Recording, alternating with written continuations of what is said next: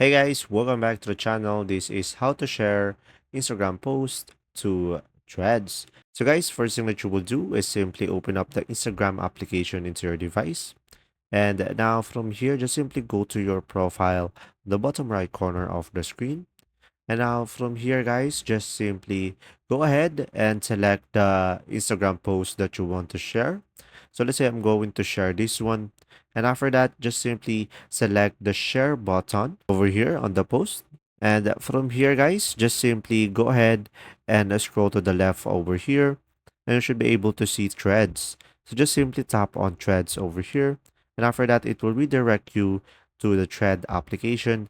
And right away, you should be able to share your Instagram post and just simply tap on post. There you go. If this video was helpful, please like and subscribe.